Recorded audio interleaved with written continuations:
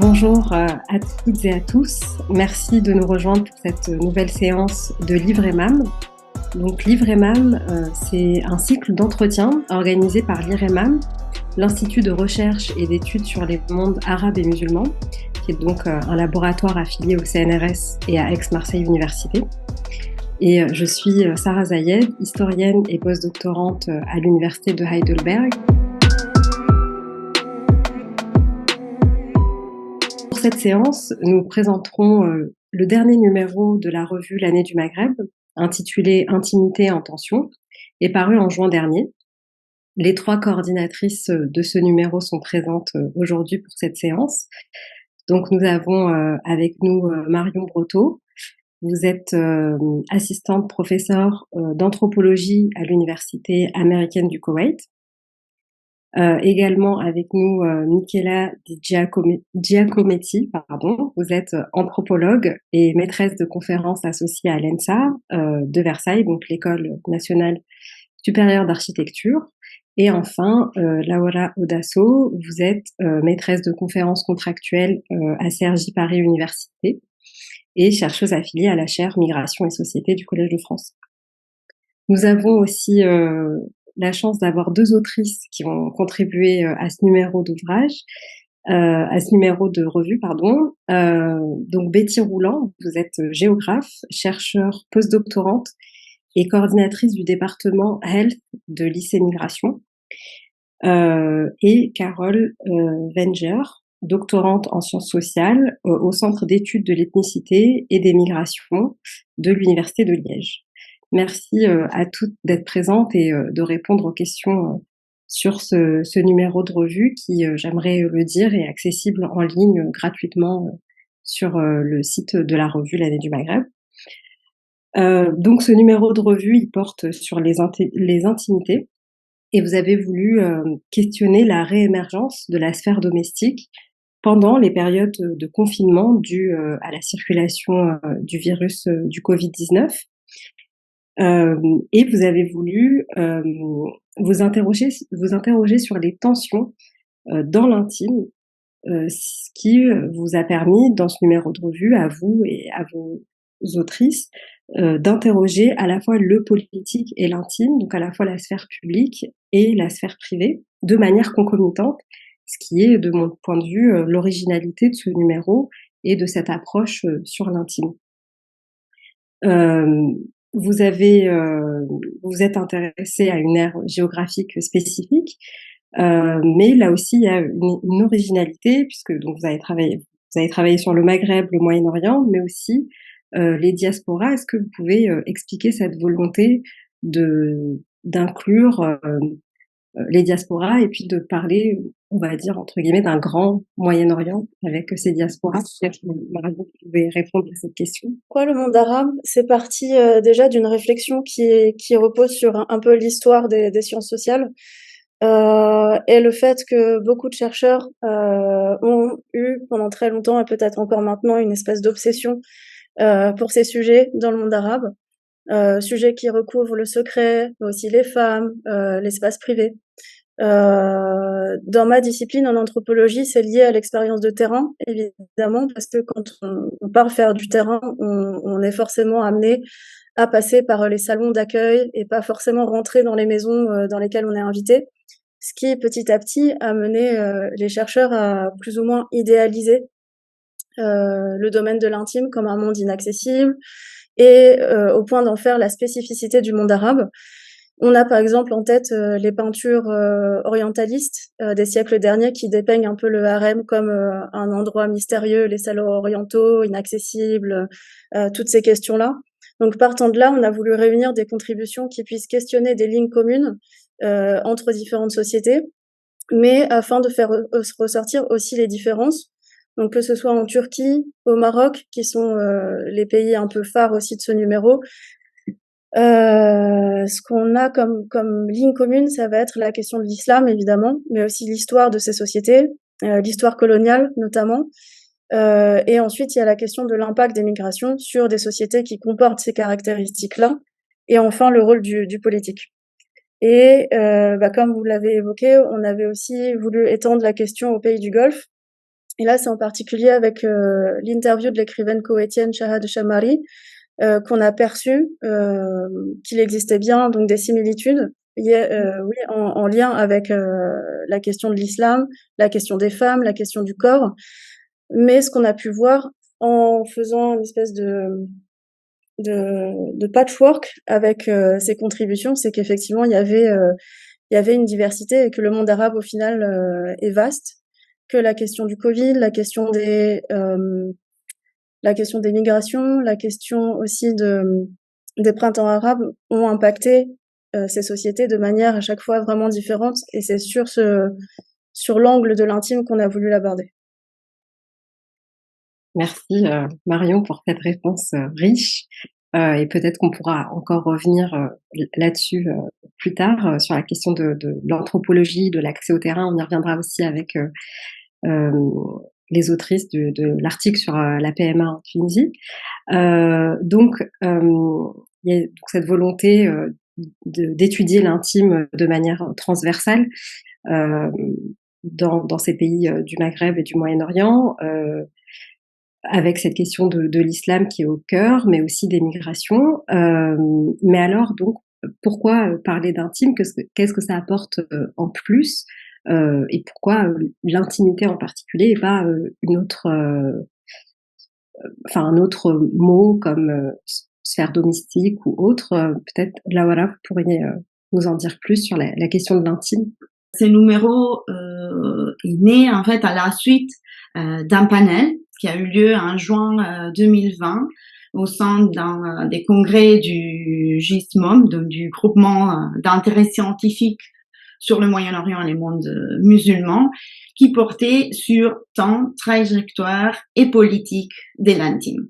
Marion et Michaela avaient organisé ce panel et m'avaient demandé de le discuter. Donc, à la suite de ce panel, on a eu encore des discussions et on a décidé de prolonger notre réflexion par le biais d'un appel à un article et donc avec l'année du Maghreb qui avait accepté notre proposition.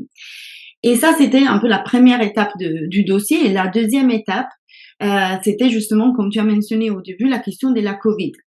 En fait, à la suite de l'été 2020, la Covid et cette crise de la Covid-19 s'est prolongée et a été, disons, un révélateur des certains types de tensions, d'inégalités, d'abord au sein des foyers, mais pas uniquement au sein des foyers, aussi dans des relations qu'on peut dire des relations de proximité. Qui était parfois empêché. Donc voilà. Et ça a été un peu un moment d'hyper-visibilisation de certaines typologies d'intimité, notamment en Europe. Et on s'est beaucoup interrogé comment cela s'est passé effectivement plutôt dans le monde méditerranéen et plutôt au Maghreb, au Moyen-Orient et dans cet espace qu'on appelle monde musulman. Et donc, notre réflexion s'est vraiment tournée sur la question de la crise et des crises plutôt au pluriel et sur le fait que ces crises pouvaient avoir un pouvoir heuristique sur les relations sociales. Et donc, nous nous sommes davantage vraiment interrogés sur l'essence de la crise, sa signification, notamment dans les mondes arabo-musulmans qui, en fait, sont traversés par plusieurs crises. Ou au moins, il nous semblait que la crise de la Covid-19 s'ajoutait juste à d'autres situations de crise plus structurelles, plus sur le long terme, si on peut dire ça, et très diverses. Donc pour cette raison, c'était à la fois d'abord la question de l'intimité, notamment l'intimité au pluriel, avec cette idée donc d'essayer d'aller plus loin justement que la question de la sphère domestique, et mais l'intimité associée à l'idée des tensions, qui était pour nous la question centrale parce que nous sommes partis un peu de l'hypothèse que les crises produisent des tensions dans les mondes intimes des individus. Et donc, ces mondes sont à la fois, oui, traversés par ces crises, mais sont aussi construits et remodelés, transformés par les crises eux-mêmes. Et donc, on a essayé de partir d'une idée de l'intimité comme quelque chose qui nous permettait d'être plus relationnel, une notion plus active que d'autres notions pouvaient l'être, par exemple. Et je pense que ça, c'est davantage l'originalité un peu de notre dossier. Et donc, du coup, je trouve que tous les articles, toutes les contributions qui sont dedans montrent bien comment il y a des contraintes qui sont politiques, qui sont morales, sociales, économiques, qui affectent les couples mixtes au Maroc, les jeunes amoureux qui essayent de s'occuper de l'espace public, les femmes qui fertiles au Maghreb, ou encore les jeunes qui veulent devenir autonomes en Turquie, ou d'autres situations encore, juste pour citer des exemples des contributions. Justement, ces contraintes ne sont pas des formes de blocage, mais peuvent être génératrices de quelque chose de nouveau. Et donc, on a repris un peu l'idée de l'art de faire des certeaux pour donc donner cet aspect, disons, actif. Donc, c'était un peu la volonté vraiment de se départir de ce qu'on lisait déjà sur l'intime, qui était un peu le sens commun sur le fait d'apprendre l'intime comme quelque chose à la fois des statiques, donc comme un état de fait, comme une dimension un peu spatiale, comme une relation très particulière à soi et aux autres, mais vraiment essayer de la concevoir d'une manière plus interactionnelle et donc de voir comment elle s'est donnée à voir dans des discours, dans des situations de négociation et dans des situations, dans les différentes actions, dans les pratiques ordinaires des individus dont les différentes contributions parlent. Et on trouve que vraiment les contributeurs ont su jouer ce jeu et donc essayer de montrer oui, l'impact fort que des politiques publiques, que les normes familiales, que les valeurs dans ce monde arabo-musulman ont sur les individus, mais démontrer aussi comment ces facteurs peuvent être travaillés par les individus eux-mêmes et donc participer un peu à cette construction de l'intime qu'on a souvent en tête. Voilà. Oui, en fait, vous avez vraiment décloisonné l'intime de l'intime. En tout cas, vous avez décloisonné l'intime de la sphère domestique. Et donc, j'aime beaucoup cette notion active de l'intimité. Et on le voit vraiment dans le numéro de revue. En fait, on est souvent dans l'espace public, dans tous les articles. On est plus dans l'espace public que dans l'espace privé. Et c'est ça vraiment l'originalité, cette interaction de l'intime avec l'extérieur. Et on le voit, notamment, on voit bien, toutes les autrices sur le terrain, elles décrivent bien leur terrain et leurs interactions avec les enquêtés. Et on voit bien que, elles sont pas forcément accueillies dans les maisons, mais elles les voient à l'extérieur, dans les cafés, par exemple. Je pense à l'article de Shadia Arab sur les cafés et puis les rencontres entre jeunes hommes et jeunes femmes, mais aussi dans les hôpitaux et dans les cliniques, avec l'article sur les processus de PMA en Tunisie. Donc, je me posais donc une question plus un peu plus précise sur cet intime, et pourquoi vous avez décidé. Donc, on voit bien le décloisonnement que vous avez opéré, mais la deuxième originalité du numéro, c'est de parler avec des artistes. Il y a 3 artistes au total, 2 artistes libanaises et une écrivaine koweïtienne. Donc pourquoi décider de parler d'intime de cette manière dans un moment où, dans les sciences sociales, on réfléchit de plus en plus sur les écritures alternatives. Donc qu'est-ce que ça peut apporter en plus, Michaela, cette question de l'intime de manière, avec les artistes, qu'elles soient bédéistes ou écrivaines. En effet, comme vous l'avez rappelé, nous avons réalisé pour ces dossiers 2 entretiens avec 2 artistes libanaises. Il s'agit de Noémie Hneim et Lena Merhej, qui sont de créatrices de bande dessinée, et un entretien avec l'écrivaine koweïtienne Shahad El Shamari, réalisé par Marion.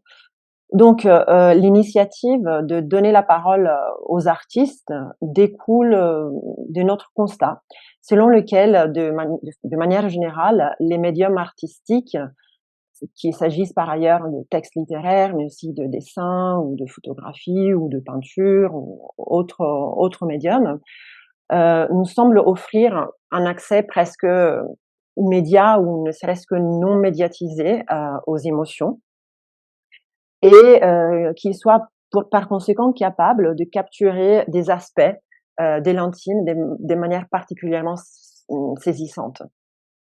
Et donc, effectivement, aujourd'hui, dans les sciences sociales, en sciences sociales, on se penche de plus en plus sur les diverses approches pour produire et communiquer un certain type de savoir, ce qu'on appelle justement les écritures alternatives. Et il nous est paru crucial de ne pas considérer cela comme un simple exercice de style, mais au contraire, il s'est agi de prendre au sérieux les perspectives qu'offrent à la fois les sciences sociales et les expériences artistiques, sans par ailleurs essayer de les hiérarchiser. Et donc, dans les cadres de ce dossier, l'art, que ce soit à travers la bande dessinée ou l'auto-ethnographie, ne se contente pas juste d'appuyer un propos ou un discours scientifique, anthropologique ou sociologique ou historique, pour en illustrer la validité, mais l'art en soi est un processus de recherche aussi. C'est une méthode aussi pour donner un sens à la complexité du monde sans la simplifier. Et par conséquent, pour ce dossier, notre choix a été de mettre l'accent davantage sur les processus de construction artistique tels qu'ils sont mis en récit ou narrés par les artistes elles-mêmes, plutôt que sur les œuvres d'art elles-mêmes, même si il en reste ou il y en a une trace. Puisque nous avons essayé aussi de sélectionner quelques petits extraits de leurs travaux respectifs. Et donc, nous avons spécifiquement demandé à ces créatrices, en particulier dans les entretiens réalisés avec Noémie Hneim et Lena Mehej, de mettre en perspective leur travail avec leur vécu personnel. Néanmoins, notre intention n'était pas de créer une synthèse entre ces différentes approches scientifiques et artistiques, mais plutôt de montrer qu'elles sont toutes valides dans leur spécificité pour restituer la complexité de ces thèmes qui est justement l'intime. Et par ailleurs, comme il a été souligné, le dossier met aussi un dialogue des disciplines différentes. On a l'anthropologie, mais aussi la géographie, l'histoire et la sociologie. Voilà. Merci, Michaela. On pourra revenir, si on a encore un peu le temps, sur cette question-là, parce qu'elle me paraît quand même essentielle, celle des artistes, et c'est vraiment aussi l'originalité du numéro. Donc, l'autre question un peu plus générale, pour encore revenir aux sciences sociales, c'était encore une fois donc la question de l'intime. Et est-ce qu'on peut retracer cette question-là? Marion, vous avez déjà commencé à en parler un petit peu au début de la séance, et j'aimerais bien que vous reveniez sur l'apport des sciences sociales et en particulier de l'anthropologie, qui a une place très particulière comme discipline sur l'intime et sur les sphères domestiques, sur ce concept, et quelles sont les évolutions et aussi votre position, vous, en tant que chercheuse. Donc, je pose la question à Marion, mais vous pouvez aussi revenir là-dessus, Michaela et Laura, sur l'intime et l'intime aujourd'hui, en tant que chercheur et anthropologue et sociologue. Oui, alors quel est l'apport des sciences sociales, en particulier sur ce concept? Justement, le fait que ce n'est pas un concept. Dans nos discussions avec Laura et Michaela, et dans nos lectures pendant toute la durée de la réflexion, on a très vite remarqué cette chose-là, qu'il fallait toujours quelque chose pour définir l'intime. Et dans le langage commun, on se rend compte de ça. On parle d'espace intime, de relations intimes, de moments intimes, comme si ce terme n'était rien d'autre qu'un qualificatif, et qu'il fallait vraiment quelque chose pour lui donner du sens. Donc notre défi est parti de là, et de saisir du coup, quelle était la qualité à laquelle il pouvait renvoyer. D'où l'importance, et là, du coup, de l'importance aussi des sciences sociales, de contextualiser. C'est la contextualisation qui va donner la définition de ce terme. Donc en ça, l'apport des sciences sociales, c'est de montrer que c'est pas une modalité spatiale uniquement, comme Laura l'a précisé, c'est pas seulement un espace intime dont on parle, que si c'était une modalité spatiale, ce serait pas un synonyme d'espace privé, parce que effectivement, on peut mettre en place de l'intimité dans l'espace public. C'est ce que montre l'article de Shadia Arab et Christophe Guibert sur le flirt au Maroc. Dans les grandes villes, les jeunes, donc je parle au nom de, de Christophe sous les yeux de Christophe pour lui, dans les villes marocaines, les jeunes aménagent des moments et des espaces dans la ville aux yeux de tous, des rencontres amoureuses.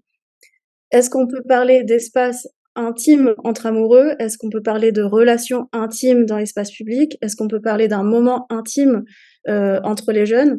Là, on voit qu'en fait, il y a un frottement dans tout ce qui va composer justement la notion d'intime. Donc les sciences humaines et sociales permettent de montrer que tout dépend du contexte et que le contexte lui-même se définit par des modalités relationnelles. Autrement dit, une manière d'être en relation avec les gens, avec le monde qui nous entoure. Donc on peut être en intimité avec son collègue, par exemple, là maintenant, parce qu'on va avoir une mini-discussion, par exemple, en parlant d'un sujet personnel, puis sortir de l'intime en reprenant le fil d'une réunion, par exemple. Donc en ça, on peut dire que les sciences sociales tendent à définir l'intime comme une modalité relationnelle qui va être vraiment, pour le coup, l'apport de l'anthropologie peut-être plus que d'autres disciplines, puisqu'on s'intéresse aux interactions sociales. Et dans ce sens-là, l'autre apport, c'est de montrer aussi que c'est une forme de discours. Et c'est ce que les contributions qui ont pointé l'aspect politique de l'intime ont permis de montrer. C'est-à-dire que un discours dans le sens où c'est une manière de parler de certains sujets, que ces sujets sont aussi construits par le politique, en dictant ce qui est faisable ou non, ce qui est dissible ou non, comme c'est le cas par exemple des relations sexuelles en Turquie avec l'article de Tuğba Gökçüman. Et enfin, les sciences sociales permettent aussi de souligner qu'il peut s'agir de modalités relationnelles qui peuvent être fantasmées, imaginées, qu'elles peuvent aussi ensemble avoir un pouvoir d'action, d'être une forme de micro-résistance face à l'ordre en place aussi, en dégageant des moments intimes entre amoureux. Les jeunes, encore une fois, ils défient l'ordre en place, faisant que si les cadres de l'intime peuvent être imposés par le politique, en interdisant la monstration des relations intimes ou des gestes intimes en public, le politique concerne aussi les modes de contestation par des actes, on va dire, discrets et ordinaires, d'où l'usage, encore une fois, de Certeau pour souligner cet aspect-là, le rôle des tactiques des individus face aux stratégies des systèmes politiques. Donc notre ambition, ça a été de démontrer que plus qu'une modalité spatiale, encore une fois, les relations, mais aussi les temporalités jouent un rôle dans la perception de l'intime, et que c'est avant tout une capacité d'action collective. Et donc là, c'est l'apport vraiment, notamment en différence avec les sciences psychologiques et psychiatriques qui vont définir l'intime comme une modalité très individuelle, très personnelle. Donc plutôt de saisir la manière dont les contextes sociopolitiques façonnent des manières de comprendre l'intime, des manières que du coup il va falloir considérer comme localisées, afin de sortir encore une fois de la perception très occidentale de l'intime. Donc là, l'anthropologie évidemment, mais de la même manière que les autres sciences sociales et humaines, c'est vraiment de sortir de cette perception très universelle de l'intime comme un synonyme de individuel. D'où le besoin aussi de discuter les circulations, les nouvelles formes de mobilité. Et rapport à ça, on avait aussi pour souhait, au tout début de la préparation du dossier, d'inclure des questions relatives à Internet. Bon, on n'a pas eu de contribution sur le sujet, mais je pense que pour le coup, c'est un domaine qui permet de vraiment de faire éclater le sujet et de montrer toutes les manières dont on peut saisir l'intime, et de montrer qu'encore une fois, pour le comprendre, il faut le contextualiser. Il faut saisir la manière dont les individus eux-mêmes se localisent dont ils perçoivent la notion de localité et la manière dont ils se saisissent des pratiques virtuelles. On peut penser aux sites de rencontres, par exemple.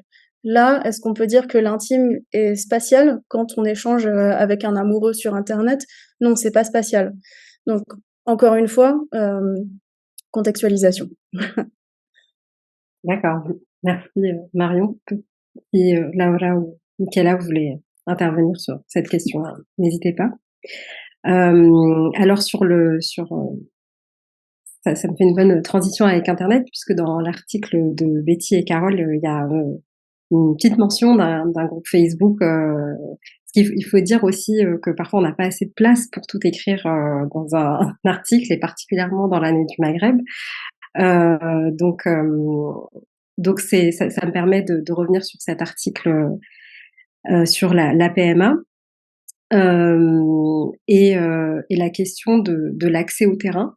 Donc on a compris l'intime que vous étudiez toutes, c'est une intimité en tension qui est à la fois dans l'espace public et dans l'espace privé, mais en tout cas, enfin voilà, il y a une notion active, enfin c'est une notion active pour vous, mais en même temps, il faut aussi aller sur le terrain et poser des questions qui peuvent paraître intimes, ou dans des moments où les personnes veulent pas forcément être interrogées, des moments particuliers de leur vie, soit des moments douloureux, soit des moments importants, par exemple de rencontres. Et il y a ce mot-là, le mot tabou, qui est un mot aussi important en anthropologie, je crois, et qui revient beaucoup dans les entretiens avec notamment les artistes libanaises. Et donc, je me demandais, et je pose la question à Betty et à Carole, mais aussi aux coordinatrices. Est-ce qu'il y a une difficulté supplémentaire dans la recherche quand on travaille sur l'intime, et comment dépasser ce tabou, entre guillemets, donc par exemple le tabou de l'infertilité. Betty ou Carole, enfin Betty et Carole, les deux. Merci. Oui, merci Sarah, bonjour et bonjour à toutes et à tous. Alors, très brièvement, peut-être pour l'article, hein, le remettre dans le contexte de sa recherche, parce que le matériel collecté, il est issu d'une recherche pilote, la recherche pilote CBRC, Cross Border Reproductive Care, dans le Maghreb, donc soins transfrontaliers dans la région maghrébine, et on s'interrogeait sur l'émergence de nouveaux paysages reproductifs. Donc recherche pilote, pourquoi? Parce qu'il n'existait aucune recherche sur le sujet. C'est ce qui nous a interpellés, parce que il existe de nombreuses recherches dans les pays du Moyen-Orient, mais pas au Maghreb. Voilà. Donc ça me semble important de le dire. Et cet article, donc coécrit avec Carole, qui va prendre la parole par la suite, et Irène Mafi, qui est anthropologue et qui n'est pas présente aujourd'hui, mais qui était aussi co-coordinatrice du projet avec moi. Donc voilà, on était une petite équipe de 8 chercheurs, recherche interdisciplinaire, et on s'est dit, voilà, c'est ce qui nous a interpellés. On savait qu'il y avait des mobilités reproductives, et on a observé l'absence de littérature scientifique sur le sujet. Donc ça, c'est voilà le contexte de cette recherche. Donc la problématique de l'article aussi, brièvement, hein, rappeler sur le quoi, l'intimité, mais sur quoi, l'infertilité au Maghreb, l'évolution des services privés d'assistance médicale à la procréation en Tunisie, puisque nos terrains on travaille tous les trois depuis la Tunisie, même si on va le voir avec Carole, on part dans d'autres régions, dans d'autres pays.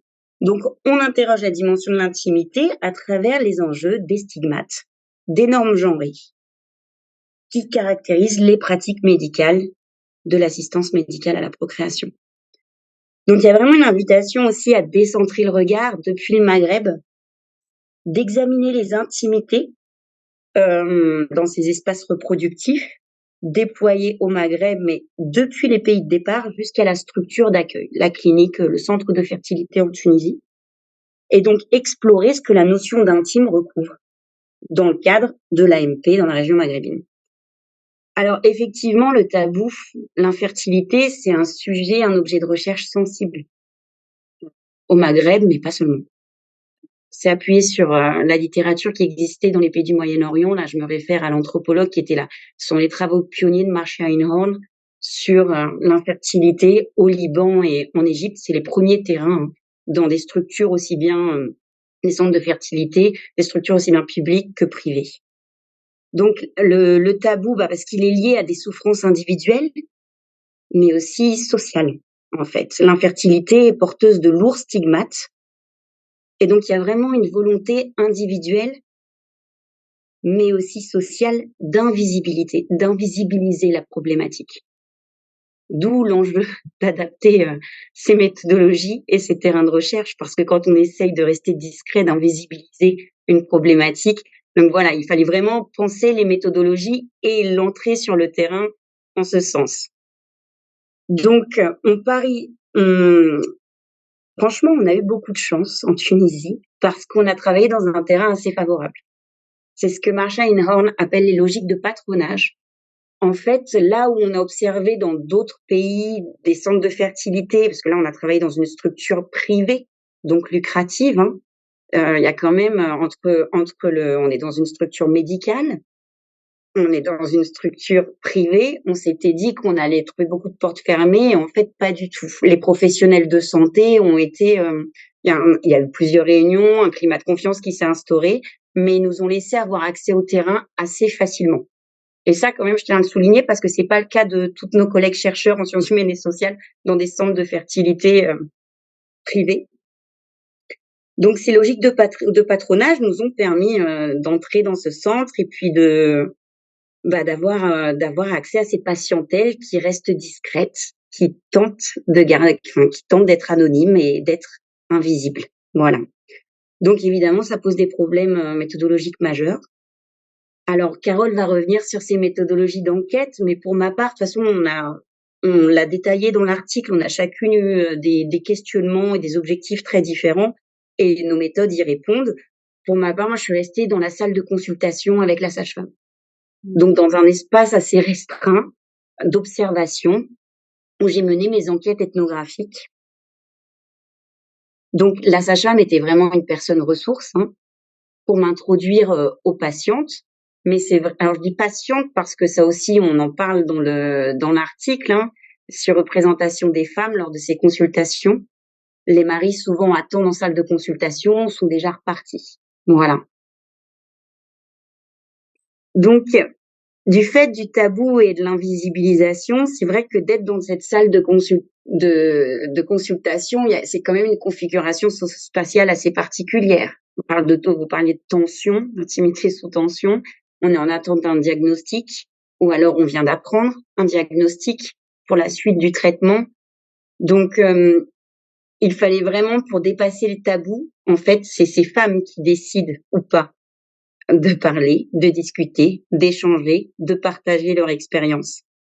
Mais comme il y a ce secret autour du traitement, autour de ce voyage en Tunisie, ça c'est une observation qu'on a faite toutes les trois, il y avait une dimension cathartique de parler avec nous. Bien souvent, on était les premières personnes avec qui elles se livraient.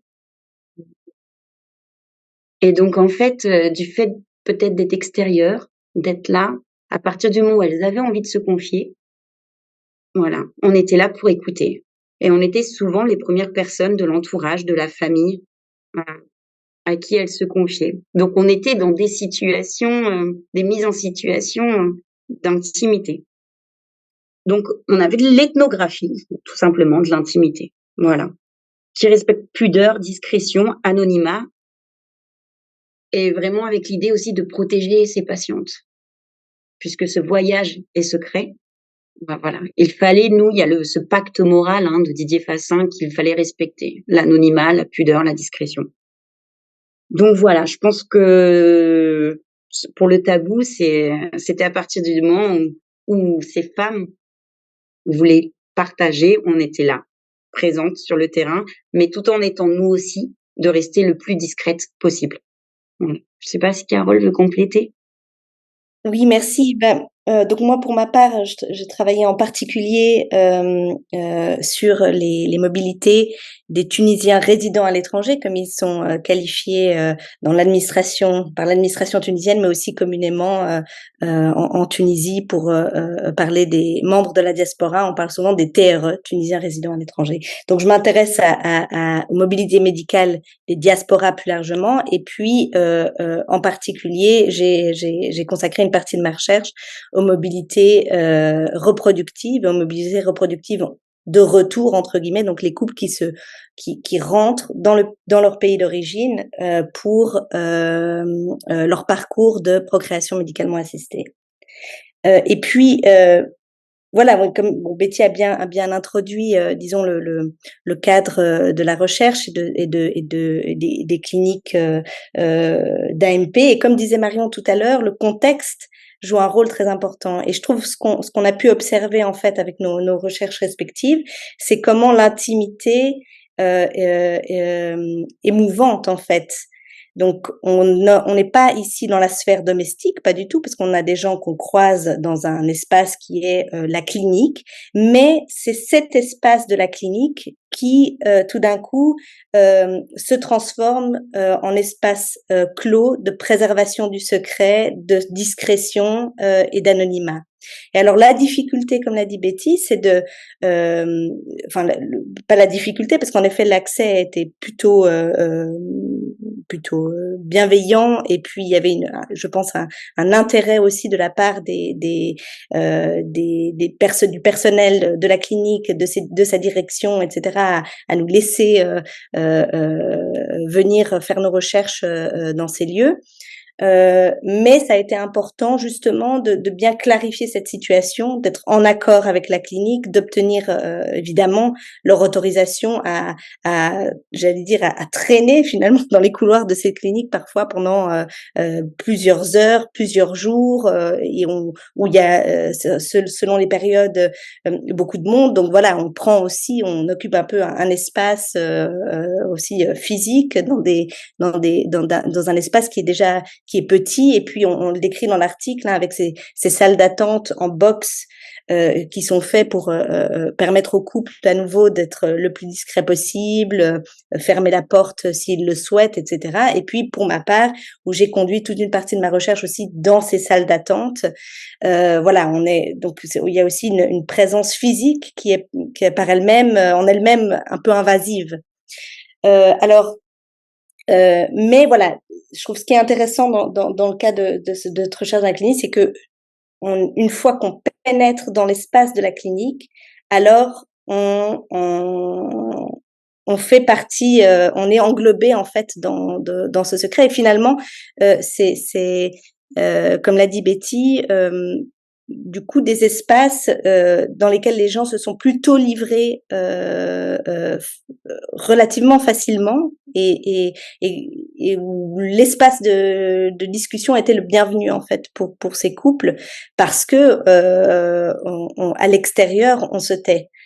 Et donc évidemment ça a été un atout immense pour la recherche. Voilà, ça c'était un élément que je voulais souligner. Et puis d'ailleurs, à tel point, moi, c'est par rapport à cet espace de la clinique dans lequel on était englobé. Moi, j'ai fonctionné un peu par tâtonnement, donc au début de mes recherches, et j'ai au début essayer avec certaines personnes de vouloir maintenir le contact plus tard, d'essayer de les rencontrer à l'extérieur, de les suivre parfois dans différents espaces, de pouvoir peut-être aller les rencontrer à leur domicile en Tunisie, ou etc. Et puis en fait, c'est quelque chose qui a été révélateur sur cette question de besoin de secret, d'intimité, parce que dès le moment en fait où il y avait une tentative de passer ce pas et de faire exister cette relation en dehors de la clinique, alors les choses bloquaient.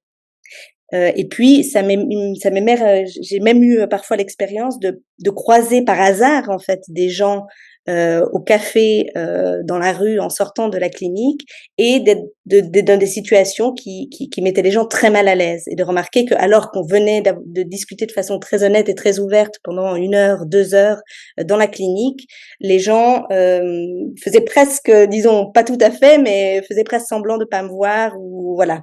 Donc c'était une limite qui a été marquée très claire par les acteurs de la recherche, et qui était parlante en fait sur ces questions d'intimité. Voilà ce que je peux dire peut-être sur les questions d'accès au terrain. Ouais. Merci beaucoup, c'était vraiment intéressant. En fait, c'est votre externalité qui a permis d'entrer dans l'intimité. C'est un peu ambivalent, mais à la fois très logique en fait quand vous expliquez, et le fait que ça soit aussi limité à l'espace. Là, on revient à l'espace, mais là, celui de la clinique où peut-être ces patientes se sentent protégées par le secret médical, puisqu'en fait, vous avez établi un lien de confiance avec les soignants, et donc ça s'est fait par procuration sur les patients également. C'est vraiment très intéressant. En fait, Carole, si je peux ajouter quelque chose, c'est parce que vraiment pour faire la transition avec l'espace dont parle Carole, ce centre de fertilité, il a une configuration aussi particulière pour respecter l'intimité des couples. Donc, il faut savoir qu'il y a des petites salles d'attente privatives qui s'appellent des box. Et en fait, ces box, ils ont pensé le centre pour être à l'abri des regards, pour que ces couples attendent à l'abri des regards des autres couples. Hein. Et donc, vraiment ça, il faut mesurer l'enjeu du tabou. Et ça, c'est un argument aussi pour les couples de choisir ce centre de fertilité, parce que on est dans son box, dans sa petite salle d'attente privative, personne ne nous voit. Voilà.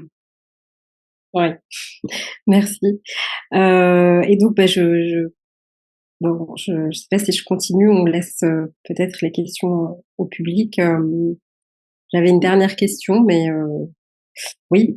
Alors, parce que, enfin, il y a un lien direct, et là, c'est une question sur la discrétion, donc qui revient beaucoup justement dans votre article, Betty, Carole et Irène également, mais qui n'est pas là, avec donc cette mise en place de sorte de huis clos conjugal. Donc il y a seulement l'épouse et l'époux qui partagent ce secret. Et je me demandais si ça faisait partie de votre recherche ou pas, ça m'a interrogée, si on pouvait questionner la discrétion et la mettre en relation avec d'autres pratiques intimes qui sont des pratiques plutôt liées aux croyances et à la superstition. Et notamment, est-ce que cette volonté de discrétion, ça vient pas aussi de cette croyance d'avoir peur du mauvais œil, par exemple? Puisque donc voilà, quand il y a un projet qui est mis en place, il faut faire attention dans la culture maghrébine, mais aussi moyen-orientale, il faut faire attention au regard qui est porté sur ce projet-là, quel qu'il soit, et que certains regards peuvent être fatals dans, dans, dans la conduite, enfin, dans la manière dont on conduit le projet. Et je me demandais si vous avez pu arriver à ces questions-là, ou pas. Et ça permet de poser des questions aussi sur l'entourage.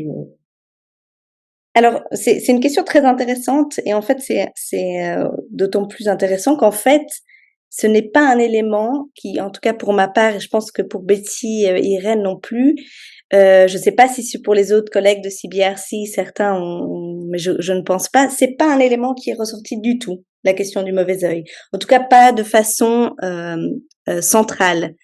Donc c'est pas, on m'a jamais parlé lors d'entretiens ou de rencontres de volonté de préserver, disons de garder secret ou discret le parcours d'AMP pour se préserver en fait du mauvais œil qu'on pourrait nous jeter en fait. Alors, je suis pas du tout spécialiste sur les questions de mauvais œil, mais pour par hasard, en fait, a fait un petit travaux d'études en anthropologie quand j'étais en bachelor, et puis pour être moi-même venant d'une famille où le mauvais œil est très présent, sauf erreur, le mauvais œil, le fonctionnement du mauvais œil est plutôt celui de quelqu'un qui, même de façon non intentionnelle, va nous porter l'œil, nous porter le mauvais œil, parce que on est dans une situation qu'on peut envier, en fait, d'une certaine manière. Donc justement, le mauvais œil est très présent, je pense, quand la femme est enceinte, ou qu'elle se marie, voilà. Donc on est dans des situations où les gens autour de nous peuvent potentiellement être envieux, mais pas forcément de façon, sans avoir nécessairement de façon consciente l'intention de nous nuire, mais voilà, on est dans une situation qui peut faire envie. Donc je crois que ça fait partie aussi de l'idée du mauvais œil. Et puis il y a des gens qui peuvent porter le mauvais œil. Enfin, il y a toutes sortes de mécanismes que je vais pas détailler ici, mais et donc ces couples en fait ne sont pas dans une situation qui est peut-être que c'est lié au fait que ces couples ne sont pas dans une situation qui est envieuse, mais à l'inverse en fait. Donc et d'ailleurs pour certains la discrétion vient aussi du fait que bon le stigmate qui est porté sur l'infertilité, etc. Mais aussi pour certains la crainte justement d'être pour les proches d'être plein et de finalement étendre sa souffrance aussi sur ses proches, donc de susciter en fait de la souffrance à l'entourage. Voilà, donc oui, c'est une question tout à fait intéressante, mais c'est pas quelque chose qui est venu. Et une des pistes potentielles d'explication est peut-être dans le fait que il n'y a pas cette voilà, on est dans des personnes qui ne sont pas dans des situations qui sont envieuses, qu'on peut envier. Oui. Betty, vous voulez compléter? Non, mais c'est exactement les mêmes observations que Carole, en fait. Ça n'a jamais été quelque chose d'explicité sur le terrain par les femmes et les couples infertiles. Et c'est exactement ce qu'a dit Carole, en fait. Les termes qui revenaient, c'est je veux pas qu'on ait pitié de moi quand on parle de la souffrance. Et donc, et en même temps, parce que ça m'a fait réfléchir aussi cette question du mauvais œil. Et en même temps, je me suis dit, ok, donc quand on nous dit, on peut pas parler de ce voyage en Tunisie, on peut pas dire qu'on part faire un traitement pour l'infertilité parce que les gens parlent. Voilà, c'était souvent ce qui revenait, les gens parlent. Et on veut éviter que ça discute, mais le mauvais œil n'était jamais explicité comme tel. Donc c'est peut-être quelque chose sur lequel on va se pencher pour les prochains terrains, mais voilà. C'est seulement une question un peu large, puisqu'il y a la question des situations enviables, mais il y a aussi la question quand il y a un projet qui est en cours, de peur que le projet ne se réalise pas, avoir peur Oui, du oui. regret qui va être posé, parce que ça peut fonctionner aussi. Enfin, donc je me demandais s'il n'y avait pas et peut-être que c'est inconscient de la part aussi. Mais bon, ça peut être des questions à poser encore. Il nous reste encore quelques minutes, donc on va ouvrir les questions au public virtuel. Si vous avez des questions, n'hésitez pas. Et sinon, on peut encore discuter du numéro. Oui, Christophe Libert. Oui. Bon, je prends la parole. J'ai rien préparé du tout. Hein. Je vois que certaines avaient. Peut-être 2 mots sur la méthode concernant le terrain avec Shadia Arabe. Shadia, voilà, est géographe, spécialiste des migrations. Moi, je suis sociologue. Je ne suis pas spécialiste de migration, mais je travaille depuis une vingtaine d'années sur le Maroc, entre autres. Et avec Shadia, cette question du flirt, c'est notre deuxième terrain. En fait, on en avait déjà fait un sur une thématique un peu en apparence un peu plus fun, mais qui révélait néanmoins des mécanismes assez complexes sur les surfeuses marocaines au Maroc. On se dit les femmes s'autorisent à faire du surf au Maroc. et le second terrain qui s'inscrivait dans le cadre d'un petit programme de recherche mené par des historiens sur les transgressions, sexualité et transgressions juvéniles à l'université d'Angers. En fait, on a travaillé, alors ça date un peu, c'est 2016, ce terrain, sur les questions de flirt, qu'on a appelé le flirt au Maroc.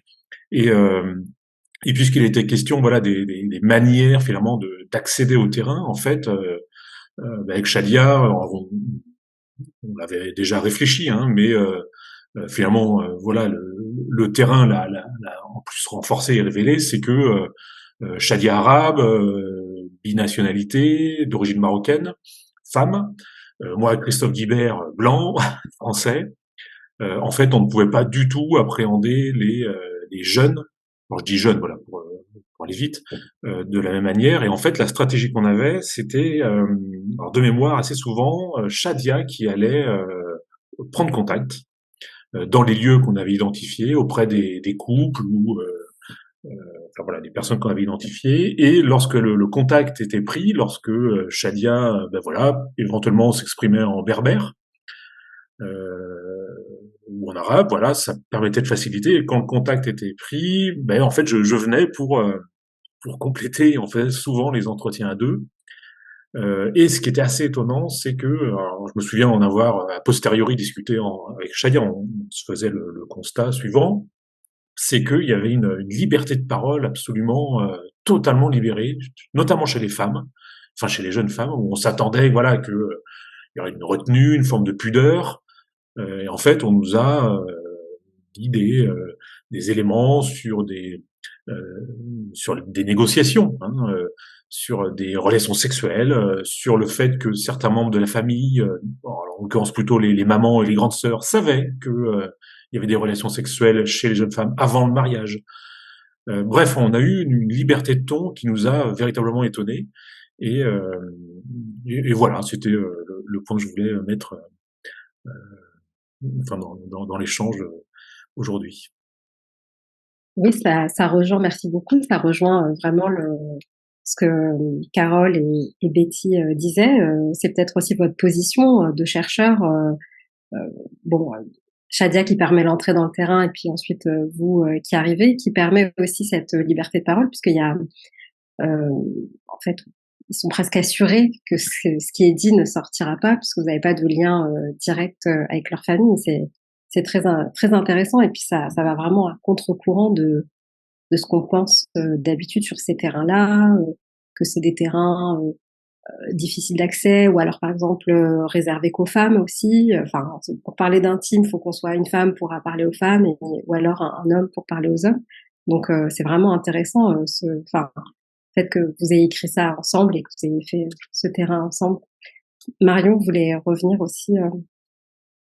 Ah oui, merci Sarah. Je profite que Christophe soit là pour poser une question que j'avais en tête depuis les premiers temps où j'ai lu votre article sur ce concept, cette idée de bulle géographique, qui est très poétique et qu'on a tout adoré. Est-ce que si vous rappelez un petit peu de la manière dont ça s'est pensé, revenir sur ça, sur comment vous avez eu cette idée de bulle géographique?